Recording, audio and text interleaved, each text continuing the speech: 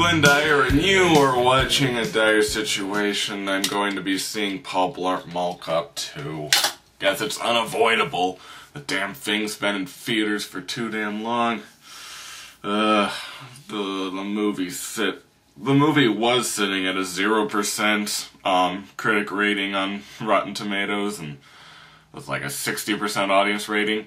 Well, now it's jumped up to a 6% critical vote and a 40% audience rating. Ah, dear God. From what I told, this is mostly an hour and a half of pratfalls. So that should be fun. Alright, talking about the first movie, I actually did enjoy it. I was a lot younger then, but I remember finding it pretty funny. Just the concept of you know, kind of an ordinary Joe who just tries his hardest. He has diabetes. He's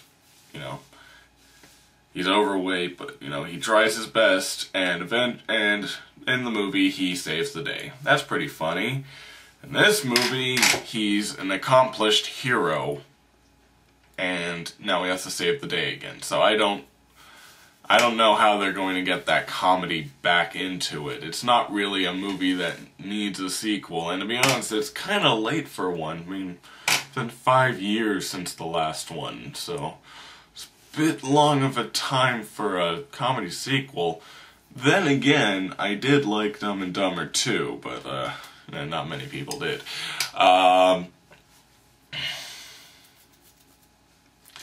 Yeah, I get the feeling this is going to be a very bad experience.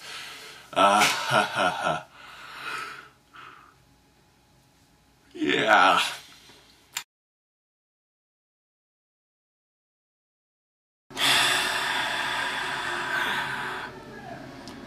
What did you expect? This isn't quite as bad as most movies I've seen before. It's no Scary Movie 5. Although I did have one expression on my face the entire movie, and it was this.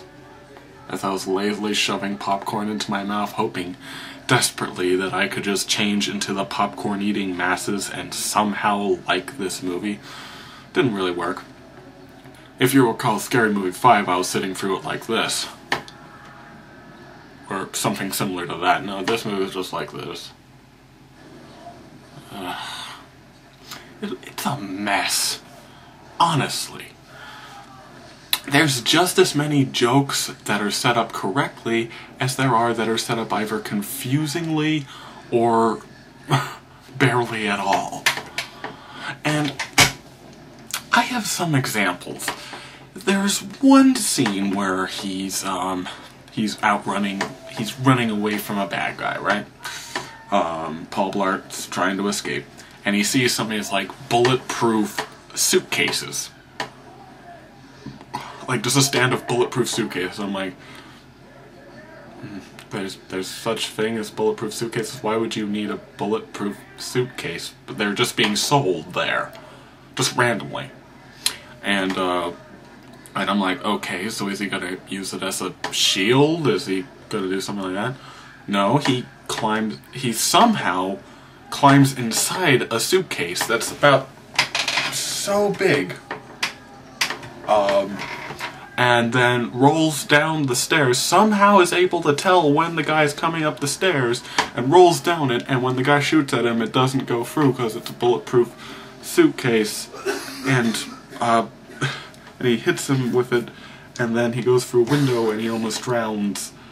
And I see that when that's how you know a movie's bad. When you're just questioning it so much there, where you're just like, the more your brain questions what's going on, the less you'll enjoy the movie.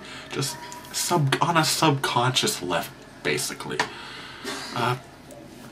So many other scenes. There's some jokes that are set up, but aren't really, nothing's done with them.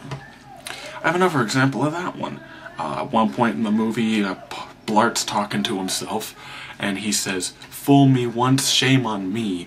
Fool me twice, shame on me. I don't think that's right. And that's like the line. Okay, that's sort of a joke. Alright.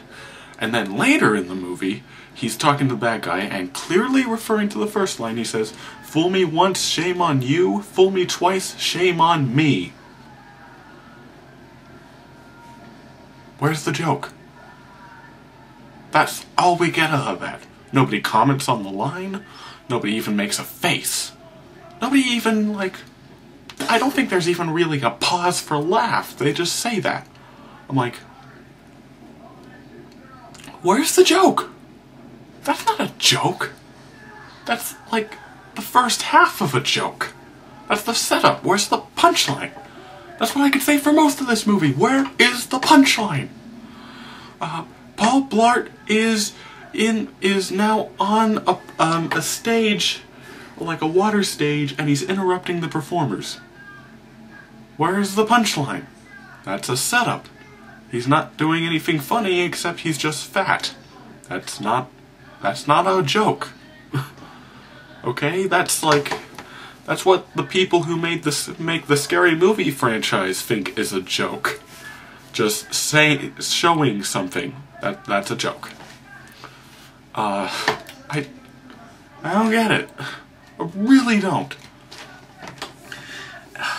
Oh man. There's and of course, plot contrivances just...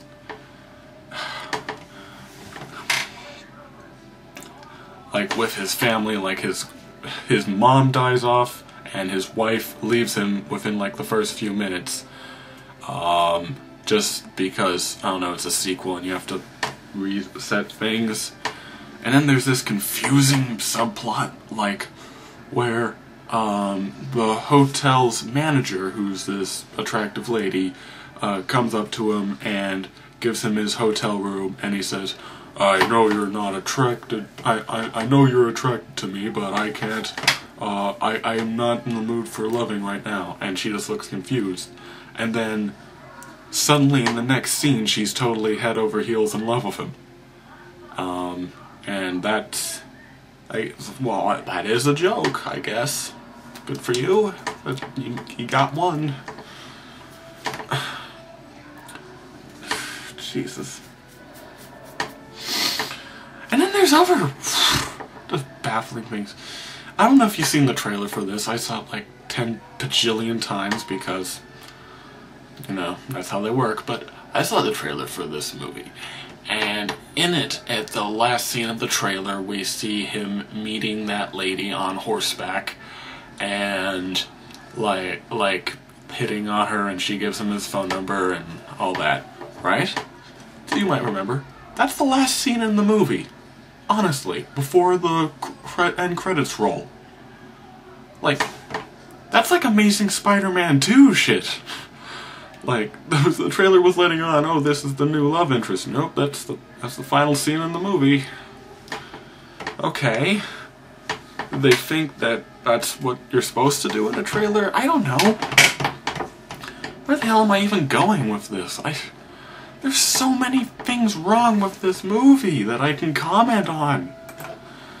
But mostly, it's not funny. That's my main complaint. It isn't very funny. Like, maybe one or two actual jokes. The rest is just kind of confusing. And sometimes they're able to competently build up something, or like foreshadow something, or establish something. Like, pretty early in the movie, he's in a security expo, and we see all these non-lethal gadgets laying around that are just being advertised. And of course, that's the setup. That's for later. That when he's going to use that to take out all the bad guys, right? Yeah, we can see it coming, but it's being set up, whatever. But in that very same scene, he's given like this advanced beanbag launcher, and he's asked to shoot the targets, and he misses every single one. And, you know, he's doing the typical excuse like, oh, the sight's off or something. And then later in the movie, no explanation at all, he's using that gun and hitting everybody dead on. They're not making a joke out of it, he just is. It's like, did they read the script before they started filming? Did they?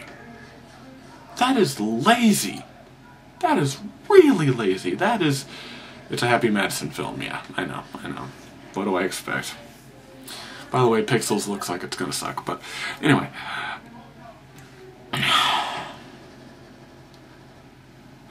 I do not recommend this film at all. I don't know, if you're a huge Kevin James fan, I suggest sterilization. That's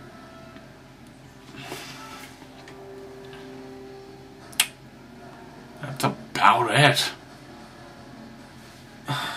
Listen, I know